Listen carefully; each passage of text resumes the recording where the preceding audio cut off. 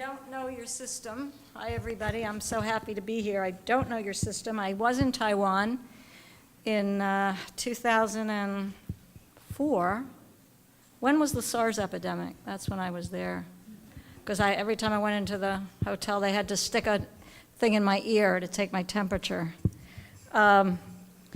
We actually met with the ministers in 2004, a group of us from the US, from Israel, and from Japan, to talk to them about helping them with long-term care reform. So I'm happy that it looks like everything's becoming a reality. Certainly your plan is incredibly ambitious. And I want to just leave you with one message. I usually call this talk, "It's the people stupid." We understand that in our country, it's typically people say it's the economy stupid. Well, I would say it's the people stupid. You can talk about all the other things that you've talked about here today, but it is about the people that you train and the people that you support. And that has to be number one, not number three, not number four. With all due respect to wonderful electronic health records, they are only as good as the people who put the data in, who understand how to use the data, and who do something with it. So an EHR is a nice overblown pencil and a piece of paper, and it never will replace. And I say never with the caveat that we could probably have some little robots running around, but it's not going to replace humans. So we care about this because we are in a very labor-intensive sector. And particularly in the long-term care side, the long-term services and support side is even more labor-intensive than the acute and the primary care sector. But they're all fairly labor-intensive. And if you look at your budgets, and I always say this to the long-term care providers who are part of my large organization, look at your budgets. 70% to 80% of your budgets is labor. Is that what you are paying attention to? No. I struggle with my own provider association. So I make a plea to you guys as you move into reform that you don't do some of the things that we did, in quotes, ass backwards, but that you actually pay attention to the people who are going to be doing all of this work. And you talked about some of the challenges you have. They're pretty amazing and pretty almost insurmountable in terms of the numbers that you need even for the next few years. So this is front and center of your attention, not only because it is labor intensive, but because you do not get to quality without the people.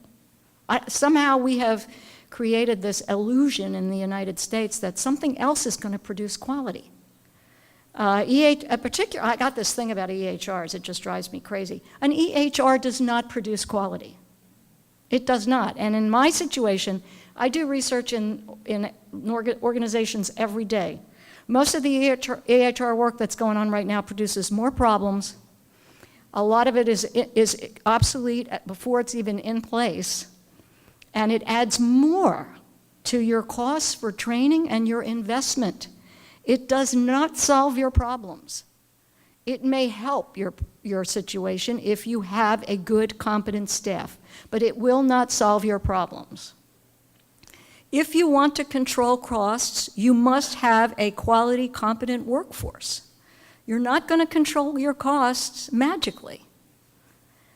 Dr. Bieber, who I went after this morning, and it really wasn't going after him, it was going after this whole notion because we so simply talk about these things. And I looked at Geisinger's model. I looked at their IT system. Their IT system is not integrated. It is integrated within its captive environment. It is not integrated with any of the community providers in central PA. So somehow the notion that that electronic health record is going to do magically this integrated system is a false promise, and it isn't a good thing for you guys to start out with. So recognizing that it is your staff, it is your workforce that is going to do this. It's also economic development. In our country, the long-term care side is the fastest growing jobs in the country.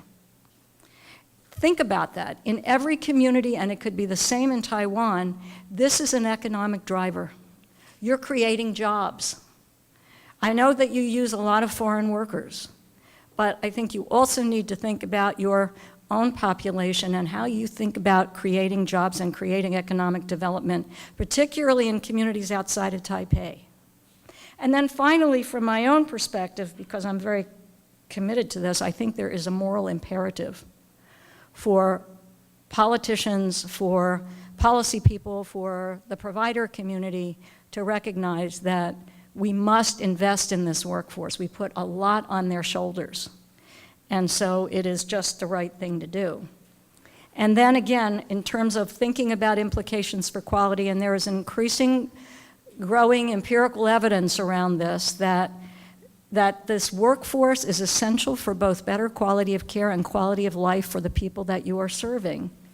We also know some things about interdisciplinary teams, and there is growing evidence that this team approach is linked to quality outcomes, and particularly geriatrically trained folks.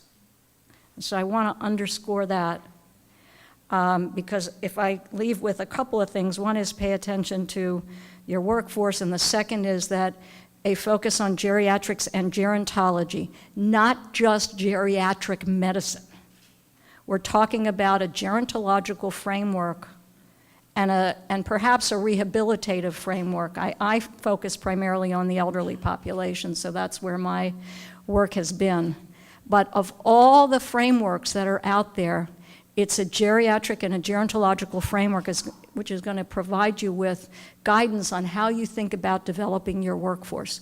We have done just the opposite. We have created a country of specialists and even primary care folks who do not know the basics of geriatrics and gerontology. You cannot care for a person with these needs with just that basic education and do a good job.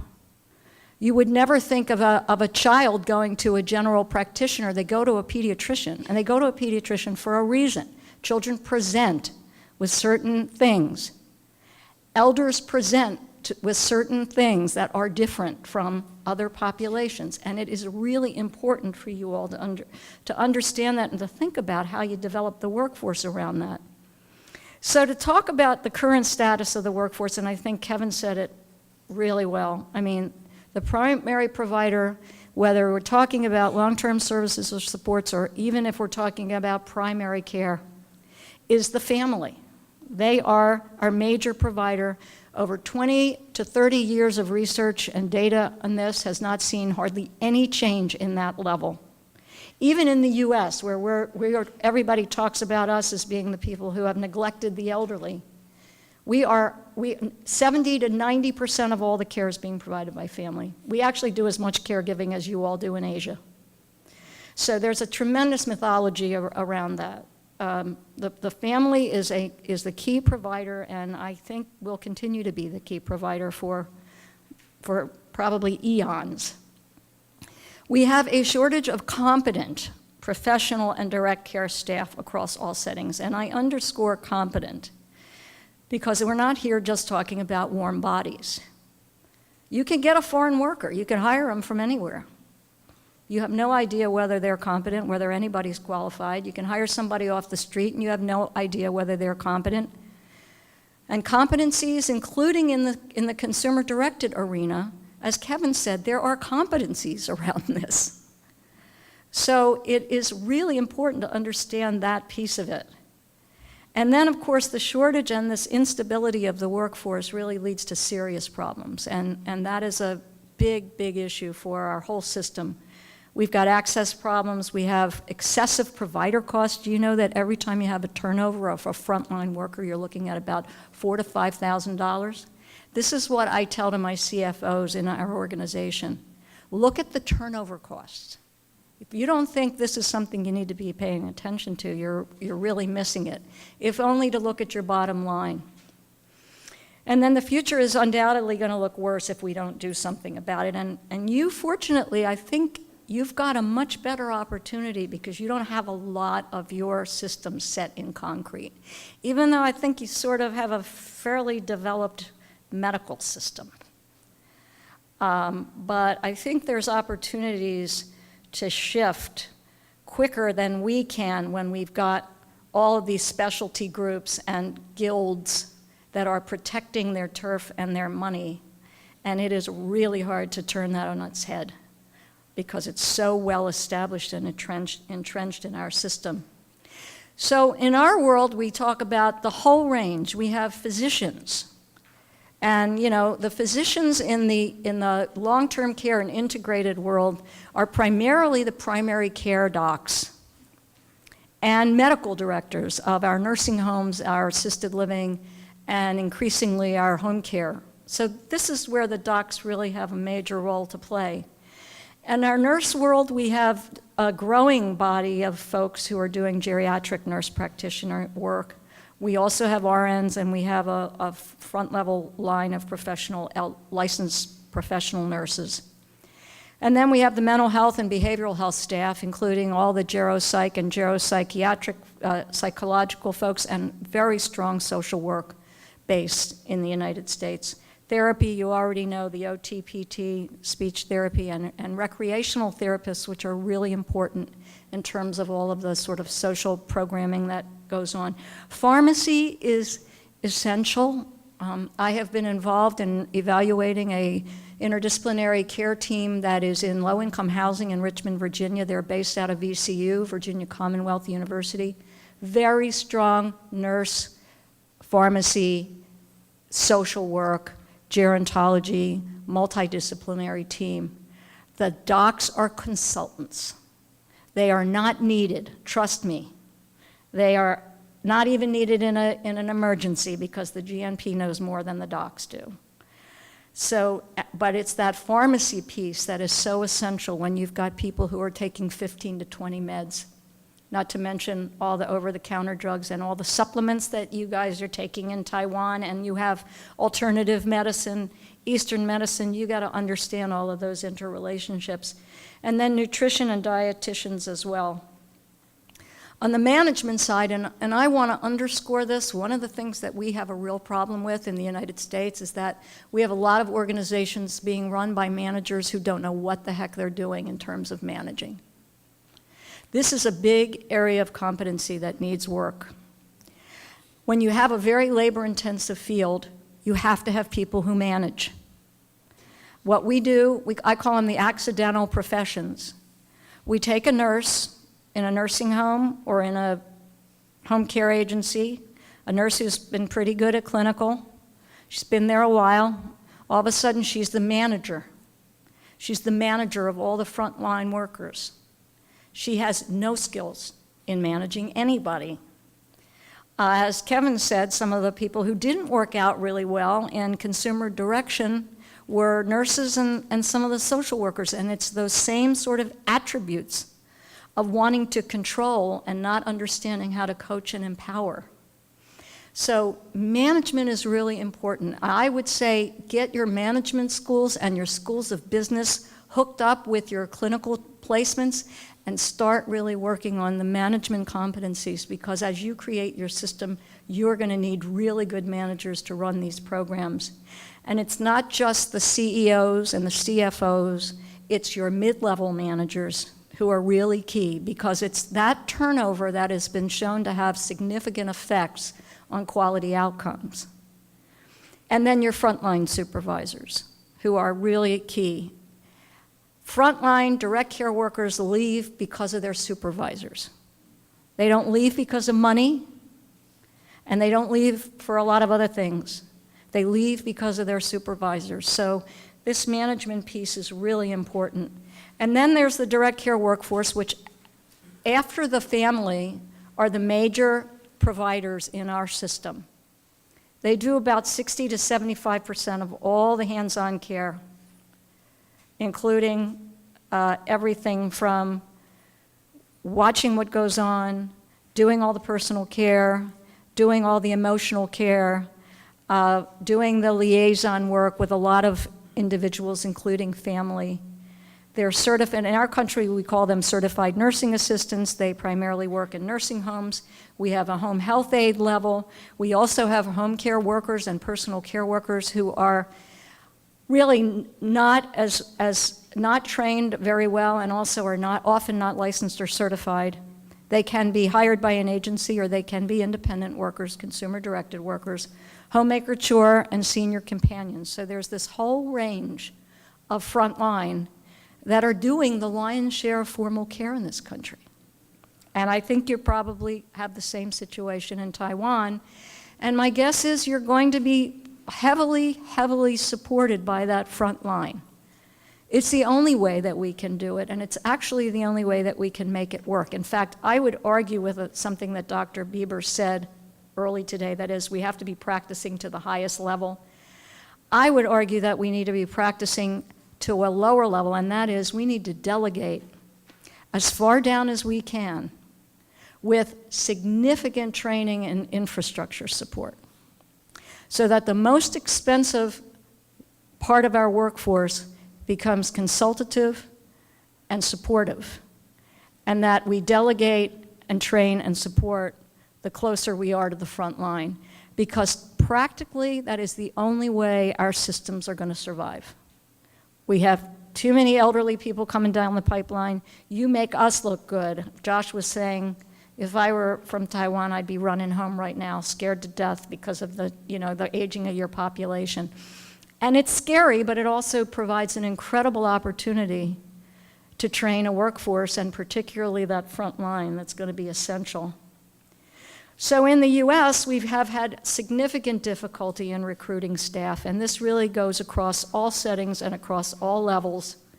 We have had a history of rapid turnover and very high vacancy rates, particularly in our long-term care arena.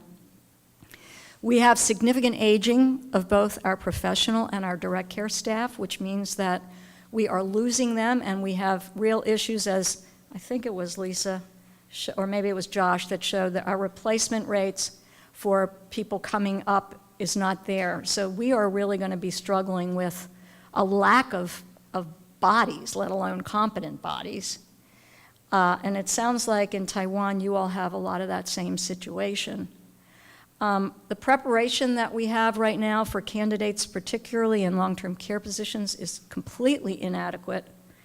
We also have a very poor image on the long-term care side in particular. So who wants to go into a system that pays poorly, that has a bunch of old people that are decrepit and are going to be dying? I mean, this is the image in the United States. And where, there's no pizzazz and no gleam and glitch. We've got to turn that on its head and make these compelling, exciting environments. And the irony is if you do focus groups with folks who work in these settings, they love it. Talk to your geriatricians. Talk to your frontline workers. Talk to the nurses and the social workers who love the work that they do every day. Somehow we have to figure out how we build that workforce, how we pay them, and how we support that infrastructure. So, I mean, it isn't easy, and there's no easy answer, but the less baggage you have to undo, I think the easier it's going to be for you. Certainly in the US, the factors that have influenced us are the local economy. So to the extent that we have had a very robust economy in the past, we had a lot of trouble finding workers. When the economy went south, people stayed because they were afraid that if they left, if they did something, they couldn't find another job. As I said, though, I don't think we ought to be relying on changes in the economy to support our system, because we're not just looking for bodies. We want good, competent, quality staff. We have to be paying attention to pay and benefits. In the United States, our sector is the lowest paid of any in the healthcare sector. And this lack of parity goes across all levels. A physician gets less in a long-term care setting than they do in a hospital setting. Nurse the same, social work the same, therapy the same, direct care the same. There's no parity even within our own healthcare system. I don't know what it's like in Taiwan, but that is a driver. And then working conditions. What is the infrastructure and the support for your staff? And it's not just for your direct care staff. It's for your entire staff, your professional staff. The quality of the clinical placements that they have, the support that they get to do their work every day.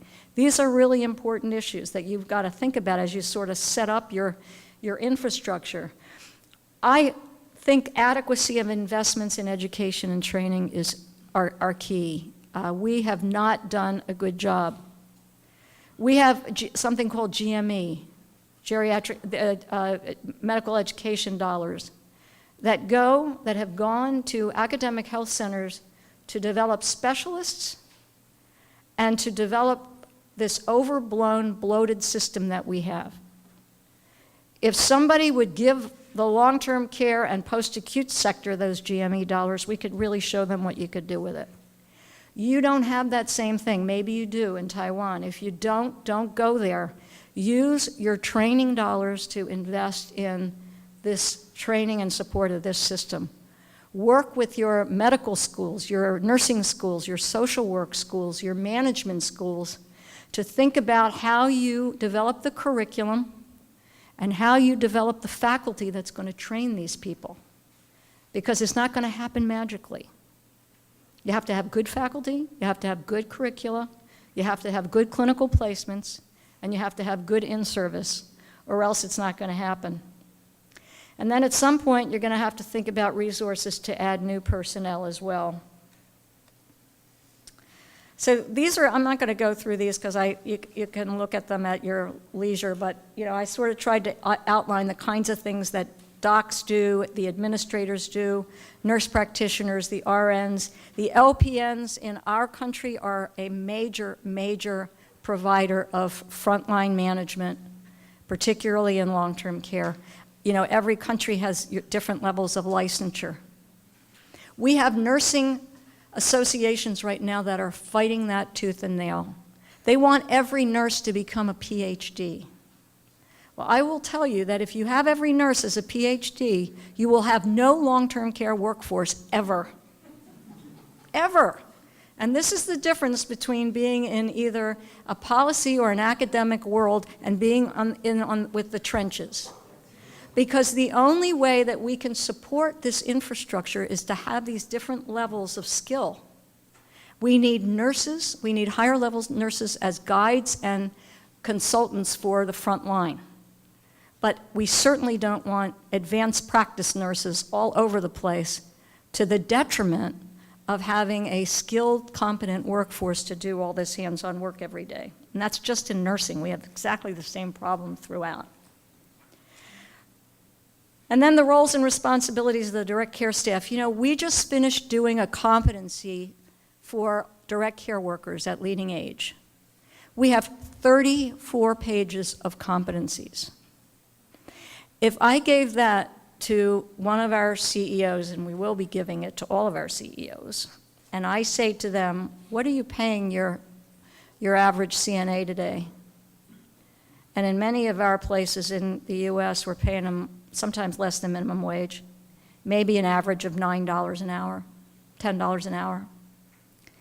The competencies are incredibly complex for these frontline workers. They're doing everything. They're doing all the personal care, all the ADL care, all the IADL care.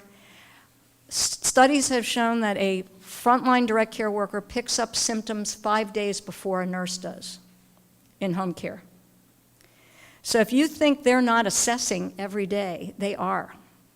And if they are trained, they can understand changes in condition. It doesn't mean that they assess, but they become an essential part of the team because they're already there. They know when something is wrong with mom.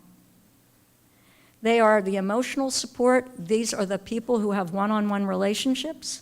And they also tend to be the folks who are the major liaison with family caregivers. So they are essential, and they're not stupid. They need training, and they need support. The other thing I think that we need to think about particularly, and we've talked about this, but I think we have to continually recognize that when we're thinking about education and training, we've got special issues for dealing with our populations. Everybody who is trained needs to understand the implications of multiple comorbidities and multiple meds. And when I saw this interdisciplinary team of students from VCU who were in this clinic, in this low-income housing, and these are very frail elderly, all dual eligibles, all on Medicare and Medicaid. And I saw that team with pharmacy and social work and nursing and gerontology together, and the excitement that these students were getting. You could see they were hooked on this sector, and they were also providing incredible care. I mean, that's what we need. Everybody needs to understand functional decline. You know, we talked about, I think Lisa's point was, a doc should be able to put a flag of functional decline in a record, and that should be there. But right now, many primary care physicians aren't paying attention to that. If you were geriatrically trained, you would. But if you weren't, if you're just a general internist, you may not be paying attention to that.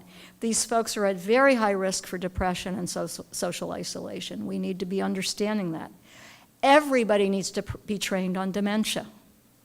Peter Rabin's, one of our geropsych gurus in this country, does a fabulous intro on dementia training that your frontline home health aide or CNA would get in a minute. It doesn't go over their heads.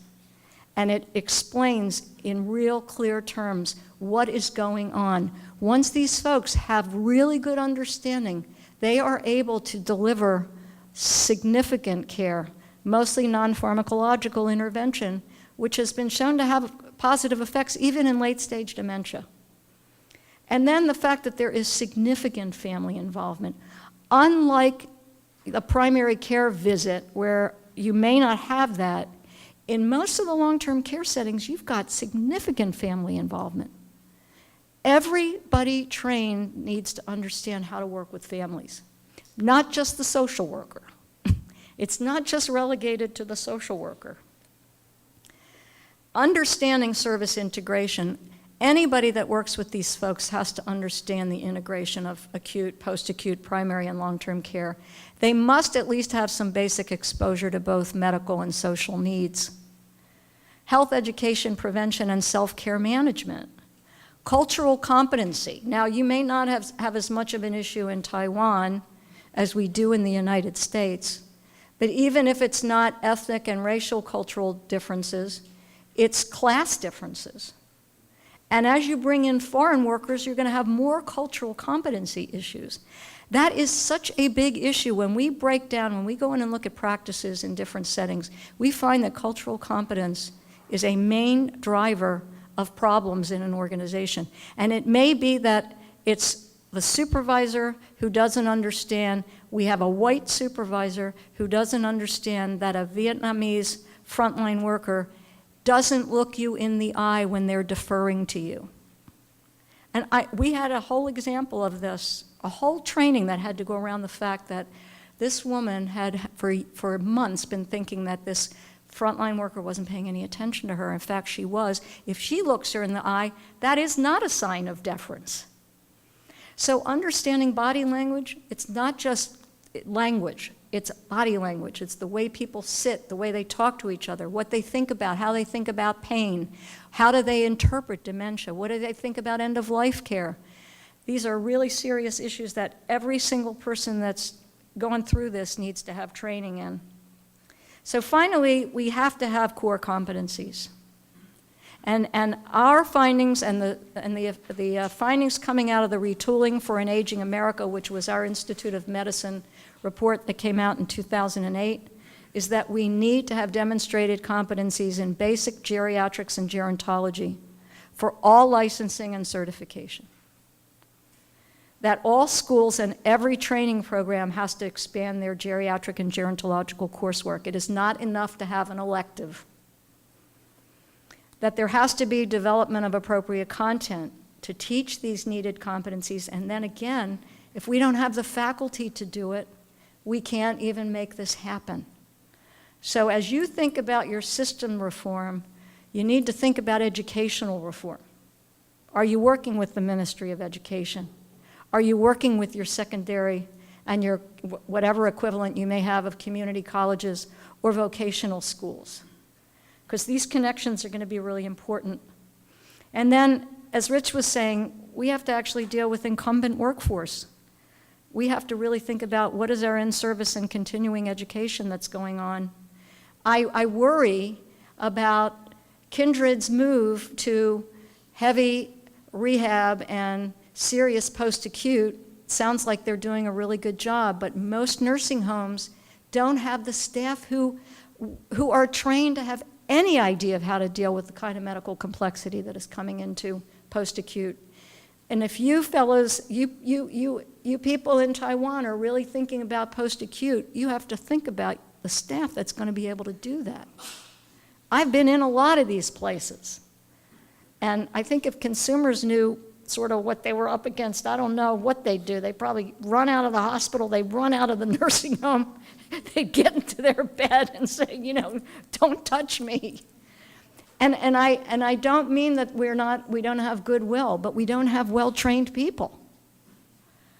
And then we have to have workplace supports where that knowledge and skills are implemented. That's probably one of the areas that is so often where we fall down. You can have the best training program in the world. If you don't have a workplace that supports it, whether it's a nursing home, a hospital, assisted living, or a consumer-directed program, the whole thing is going to fall apart because training is useless unless it can be put to good use. So to learn from our mistakes, I'd say build the workforce into the beginning of your systems reform. Do not think of it as an afterthought. We are playing so much catch-up here now in the United States, and a lot of things we can't even overturn because so much is entrenched. At the policy level, I know we've got some ministers here, but I really think you need to integrate your medical, your social care, your education, your labor, and your migration policy people. Because you're relying a lot on foreign workers. That's a serious migration policy issue for Taiwan. And that needs to be as an integrated whole. You have to recognize that all of your government incentives, every level of reimbursement, and your resources or training are going to have an impact.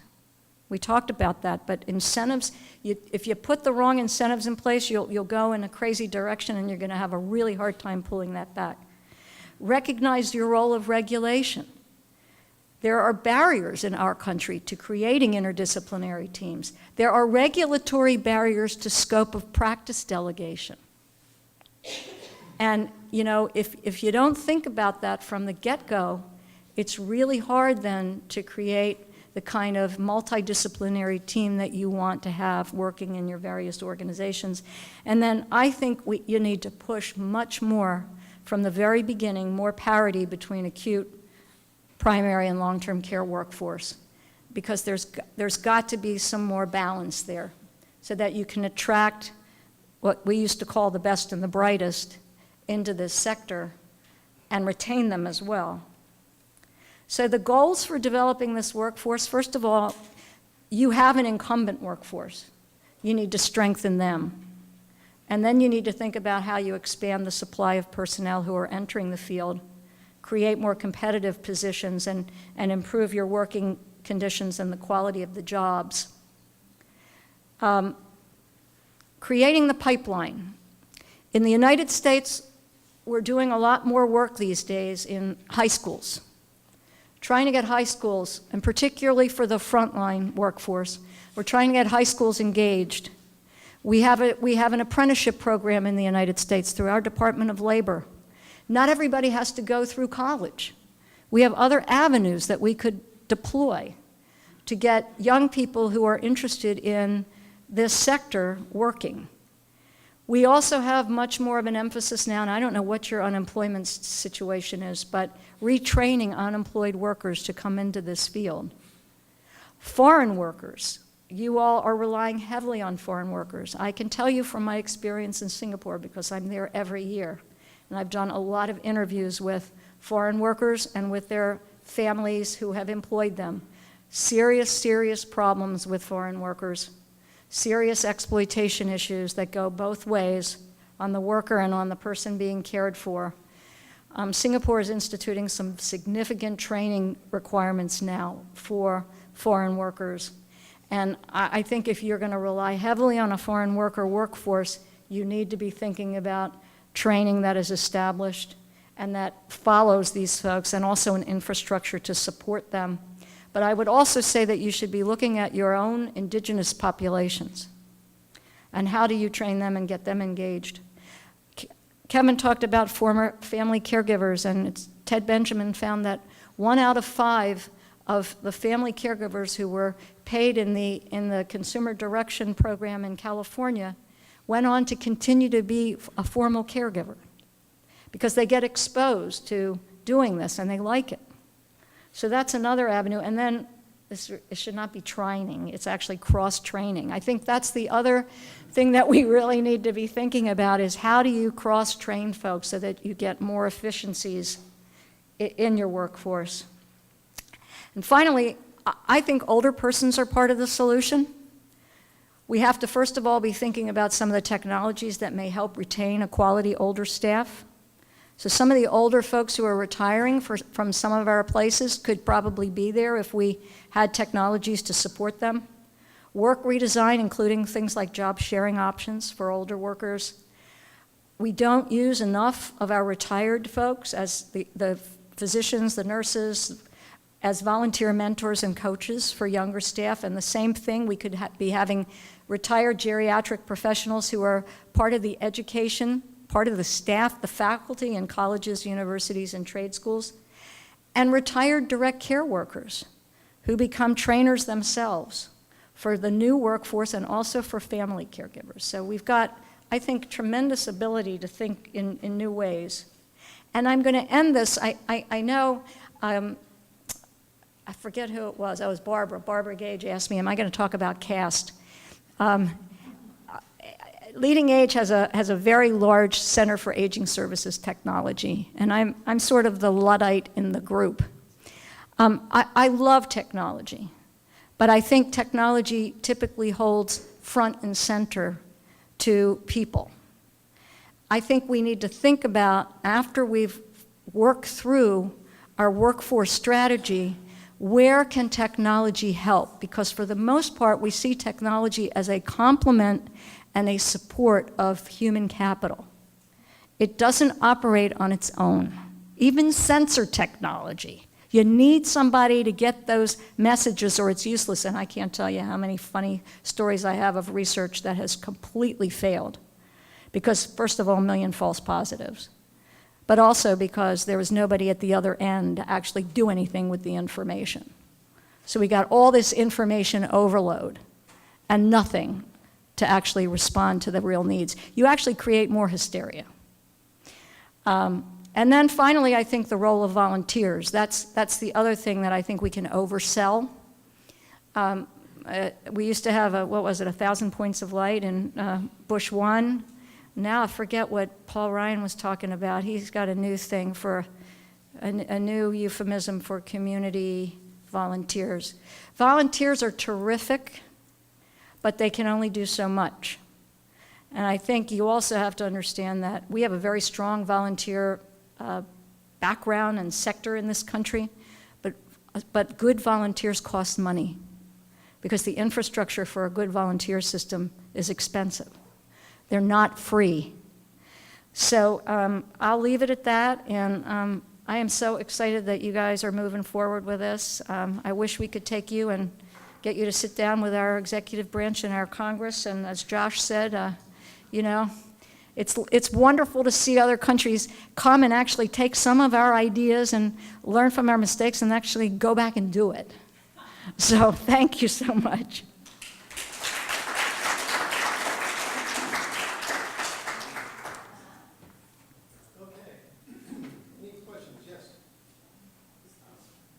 Hi, Mark Rothman. This is less of a question. I just want to echo some of the things that you said and drill down a little specifically for the group who's thinking about this from scratch. 3 things. One, your statement about caregivers picking up on things early being correct. All the work around early detection of changes in condition to prevent a trip back to a hospital have all shown that it's actually the certified nursing assistants who catch up, who see things first, and they have to tell nurses about what they see so that nurses can assess. That's right. And family members can do that, nurse aides can do that, direct caregivers can do that, sometimes volunteers can do that. So there's no question about that. That is absolutely clear. What I will say is that, and we struggle with this, at Kindred Healthcare, obviously. One of the things thinking about your comments on training is that we often train at the beginning, and then we expect small doses, small boluses of information to substitute for real training later on. So a quick in-service, 15 minutes, and you'll do that, and we don't look at our direct caregivers as sort of lifelong learners. That's right. And you have an opportunity to think about that in a new way, and one of the main barriers to this is that we don't budget it. That's right.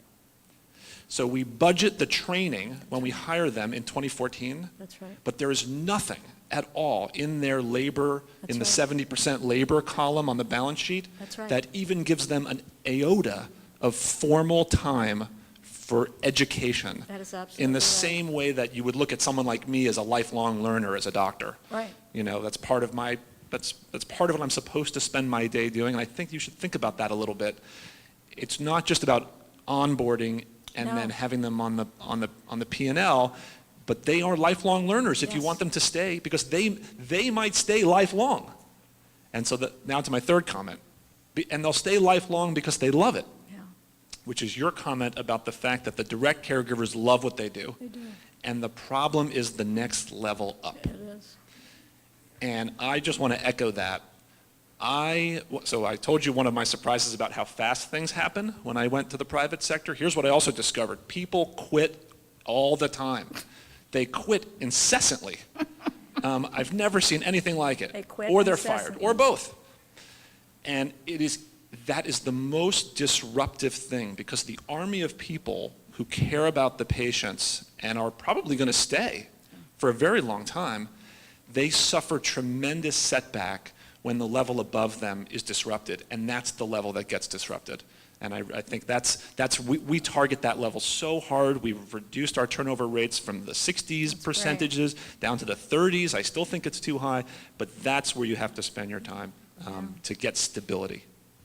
We have a good researcher, Farida, here from Benjamin Rose, who's done a lot of work on that, so it's absolutely true.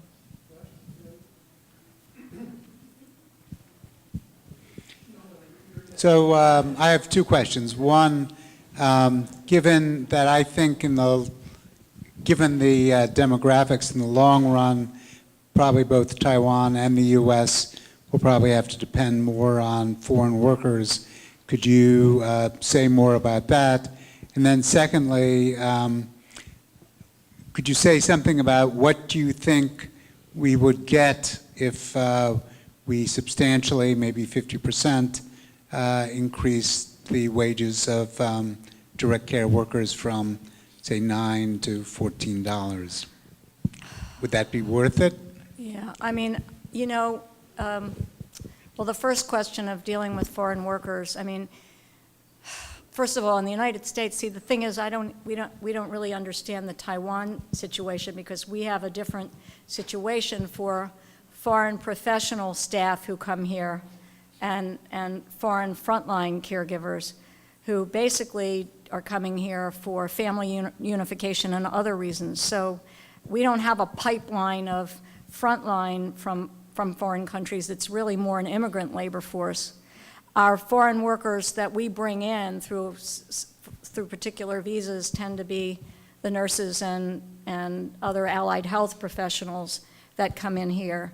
And many of them, quite honestly, this is somewhat anecdotal, but I think it's borne out by some empirical work. Many of them have actually been more trained in other countries, so it's not unusual in our nursing homes to have an LPN from the Philippines who was either a nurse or a doctor or a pharmacist in the Philippines. So she has tremendous, probably more knowledge. She hasn't been licensed here, but she has more knowledge than many of our other native-born folks who are working in the same situation. Josh, I think historically for us, we haven't had to worry as much because of immigration has actually filled in our workforce. I think the problem is, I think the demographics for us after the next 10 years, when we really start seeing that lack of that particular age group that would be in the caregiver situation, where we're going to have to start thinking more about the foreign workforce. I think the thing for Taiwan, and what I've seen in my experience in Singapore certainly, and my conversations with researchers in Japan, is that the cultural differences are serious when you have a fairly homogeneous population, and all of a sudden you're bringing in foreign workers from other countries with very different cultural characteristics and, and how they're brought in, and whether they are basically brought in to be a domestic versus really being brought in to be a full-fledged professional caregiver, which I think in the Singapore situation, they originally were coming in really as domestic. I mean, most of these folks were just hiring people almost under the table. And Singapore took a hold of it and said, that's not going to happen. So they have set up a very formal system, including a very formal training system, and a support system. So I think that's something that that Taiwan really needs to think about, is what's going to be your infrastructure for a foreign workforce? How long are they going to be here? When do they go back? We also raised questions about, what are the implications for the country of origin? In some ways, it's a good thing because the remuneration goes back to their families. On the other hand, we're stealing their workers. And this is true in Africa. I mean, we're stealing workers right and left from Africa. So there are a lot of moral issues that we have to deal with around that. But I do think at the very least that recognizing that you don't just bring foreign workers in, that there are real issues around training them as well as training the families around what does this mean to have this workforce. When you talked about older workers and you also talked about volunteers, it just triggered something that I wanted to say. Benjamin Rose supports a senior volunteer program here, and I'm not talking about here in the office. Whoops, thank you. Here in the office or whatever. I've had the opportunity to do some of the orientation in that program over the years that I've been here. And what it is, it's a group of individuals from the community, and maybe Taiwan can, incorporate this as well. But it's a group of senior individuals within the community that come here, and we put them out as volunteers in the home after some basic training. They're paid a very small stipend, but what they do is offer companionship. Mm-hmm. They're not doing hands-on care, but they might help fix a meal. They might read to a patient. They might walk with a patient client. And some of them, like you mentioned, paying back. Some of them have worked in healthcare before. Many of them haven't. Maybe some of them received service in the past and appreciated it so much they wanted to do it. We've had some senior volunteers in with some of our patients, clients, whatever the current buzzword is, where we've had a full range of nursing staff, maybe social work, and a home health aide in there, but it's supplemented with a senior companion. And these folks often live alone, and just having that additional companionship really means a lot. Often they're about the same age. And so it works out great. And I just wanted to call to your attention that that might be something that you might be able to give some additional meaning to the lives of some seniors because they're able to help other seniors. Thank you.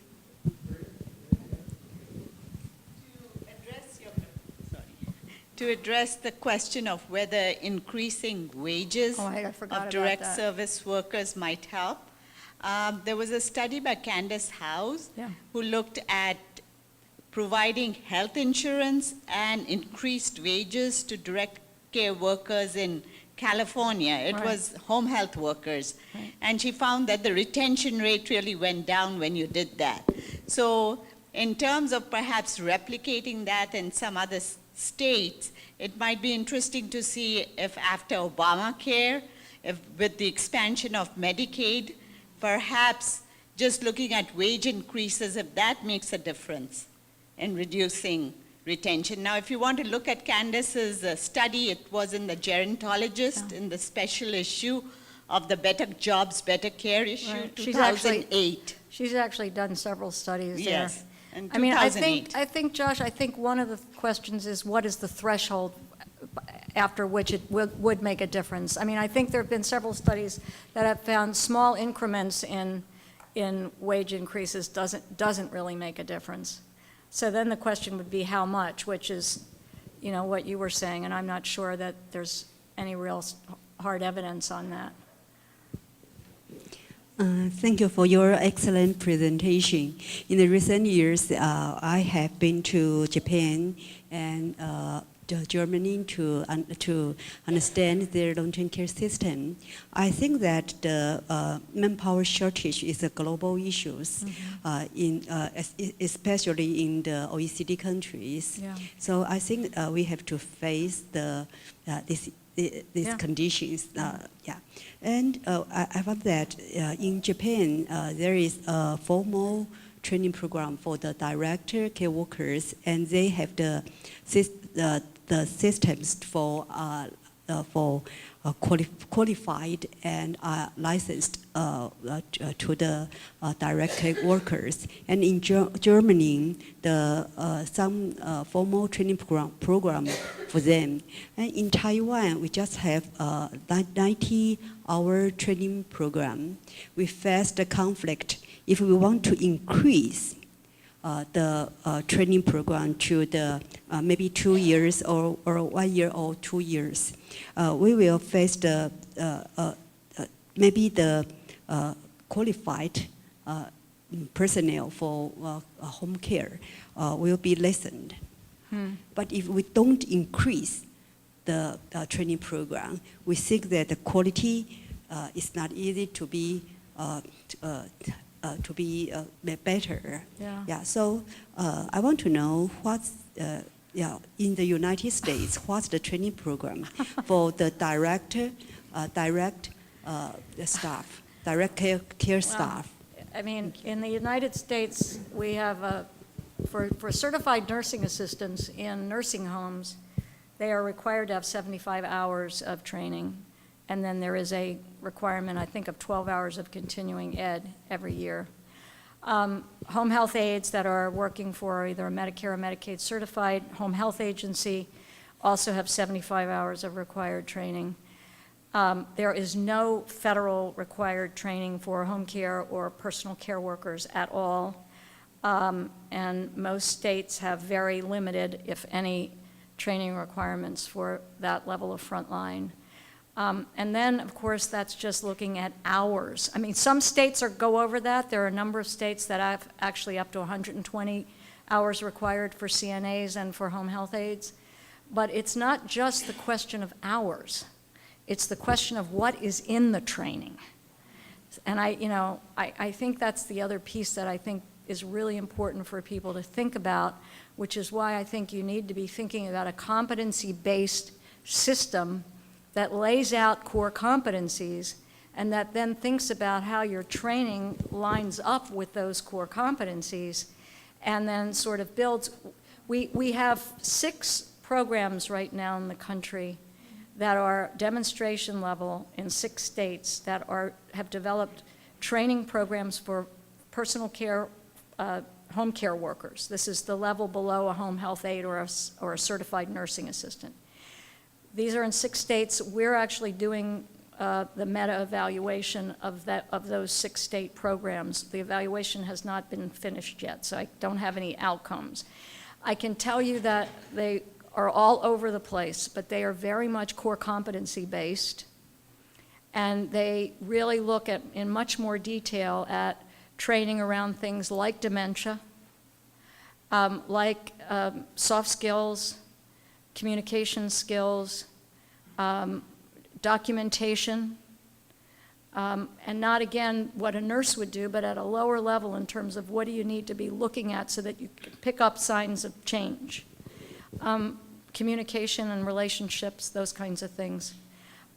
So I think you need to be paying as much attention to the actual units of what is being trained than just the hours.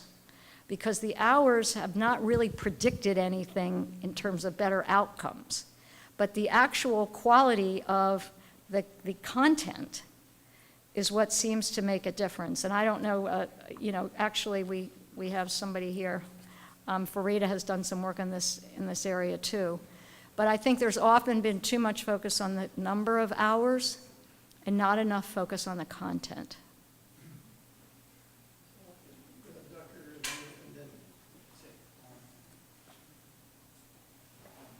To address the Taiwanese delegation. I had the great privilege of speaking with you yesterday, and I want to tell you that you are doing it the right way. By now, I'm sure you are well aware that our system here evolved over time with many mistakes, and we still live with many of those mistakes.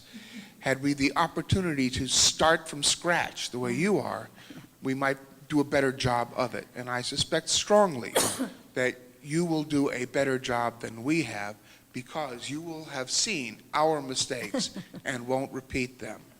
So I wish to thank you for the opportunity to have addressed you today and yesterday, and congratulations, and continue doing what you're going to do.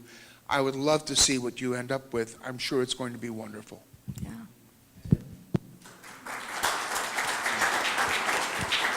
Thank you very much for the presentation, and I just want to say I can't agree more. And just for your reference, because I think many people want to know the situation about using foreign care worker in Taiwan, which is something that we are not very proud of, because I can give you some number. We have about 200,000 foreign care worker in Taiwan now, and they have to usually work 14 to 18 hours a day, and for 70 years they haven't been yet protected by the labor standard law, right. So they cannot have holiday and day off, and their wage will remain minimum for 17 years. Right. Okay. I think, I do know Singapore very well. You may want to look at some of the things that they've instituted over the past few years, because I think they're really trying to turn that around. I mean, I think you have to think about foreign workers because you don't have enough of a workforce, but I think it can be done right. So, good. Yeah, I think I can tell you the good news and bad news. That good news is that we are going to kick the change. Bad news is that we already have the situation that you mentioned on your PPT. Whatever you mentioned, we already have that now in Taiwan. I can tell you. And also, I think there will be differences between the policy and the mechanism you use the foreign care worker or foreign workforce. In Taiwan, you have to pay by yourself to use the foreign care aid. And that had to be decided by the government. Government tell you, okay, you can use that. No, you cannot use that. So when talking about increase the wage, and then regarding the care aid in Taiwan, we have several studies says that if you increase the wage for the domestic care aid, in turn, they will increase the use of foreign care aid. So they will not use the domestic care aid because it's cheap. Right. If I can use the foreign care aid and they are 24/7, right? When looking at their situation, so we have those debate, and also because I am responsible for teaching the 90 hours for the care aid, the domestic one. Even we have some, from my experience, I have ever taught one class that there are 6 Vietnamese, they just come 2 days ago, they sit there, they listen to what I'm talking about. I ask them, are you sure you can understand the Mandarin? Even sometimes I talk in Taiwanese language. And so amazingly, they passed the test. Where even I only talk for 6 hours of that in the 90 hours. I don't know who made them pass, I don't know, I have no idea. Definitely that's not me. And those 90 hours, they are 60 hours lecture and 30 hours are clinical and 60 hours lecture. So I agree with you that we have to look at the capacity, or we call the core competency. because even the domestic or even the foreign care aid, we did not look at it. We supposedly think, okay, 90 hours, you're done, ready to go, but actually they are not ready. Don't even mention about the cultural competency for that. So we always have some like abuse news or sexual harassment news. I think that Dr. Wang, he has a lot to share with you. So those are the issues when we are talking about the workforce. So, but, you know, as I told you that there are good news and bad news. We hope that, you know, based on those bad news, what those problems we already have now, we will bring the good news back, which is, you know, maybe in the future, I think we can have the better utilization for that. Because in the 2017, I don't know this news is true or not, the Indonesia, because we have lots of from Indonesia, they will stop exporting to their labor to Taiwan. I cannot imagine that at that moment, how the Taiwanese people, we can survive without them. Yeah. So, yeah, but even the extent, you know, the extension, they still have the D-Day comes, right? The extension, they don't say that, okay, we'll promise you they will forever, that will for allowance, because Indonesian people will get old in one day.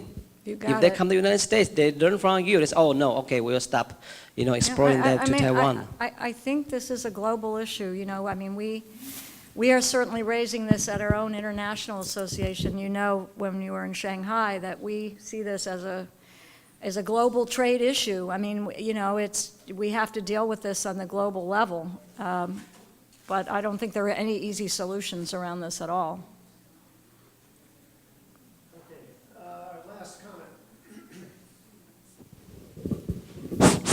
This is Dr. Yu. Again, I'm a primary care physician here. And thank you very much. When you mentioned, Professor Stone, when you mentioned that content is the most important. And you also mentioned that the EHR or EMR is not a cure. Bravo, you got my head on you. I'm a primary care provider here for 35 years, in the past 35 years. Prior to that, I was serving, actually, I finished a specialty training in Taiwan, actually, Veteran General Hospital, Zhongmin Zhongyuan, one of the biggest teaching hospitals. And I'm also serving as a national president of North American Taiwanese American Association, nationwide, for 2 years. I have been in Taiwan. I've contacted with the minister in the past, so I know the system pretty well, Taiwan. In terms of, I think you mentioned that I can see you are really a hands-on speaker, and you got experience. You're talking about the fact. I really, really respect you so much. I know. In my practice, I have to have a manager, a business manager, another one. I have been doing all primary care, and then I serve in the local communities. One of the things is, when you see the EMR, EHR, when you come and report, you don't know the heck of they're talking about. Big bunch of wasting time and paper. More than 50% physician doesn't agree about the EMR. It's not the almighty tool. It costs. It doesn't communicate, correct? I've been in the integrated system. Yes, I've been serving a primary care. But, you know, this is one here. We even thinking of, I think, a private practice guideline actually is a good way. I think you're absolutely right. We needed something that really needed the front desk, how to expertise that doing that to do. Problem of our system is we have one system that doesn't talk with the other system. End up to be what happened. The primary care graduate, they cost so much. Actually, this past couple of years, they have to enforce Obamacare. A lot of physicians retire. So they don't want to kill the private practitioner. Now, in Taiwan situation, I have lived over there. Taiwan, they have a problem too, actually. I fully agree with Dr. Lai, the comment, that foreign forces is not the solution. It's going to be trouble. Not only that, you're going to here, you don't have the expertise people, skillful. And also, you got the one kid's policy going to influence China. China, those labor want to influence Taiwan quality here. I don't think that's a solution. You're going to hear. The problem in Taiwan happened is a budget. They use a budget. What happened is the budget control this area. So big institutions, they can get into more abuse of the system, charge more. One, this private practitioner sector doesn't have that privilege, so they lost it. So they lose their private practitioner as well, same like we have. So they have a problem here. They also have most of the cost, the budget, each area. So not the almighty, but in terms of EMR, they are best. They got to communicate very well. So I fully agree upon that. Thank you very much. I don't want to occupy too much of time. I thank you very much for your very, very, very outstanding speech. Thank you.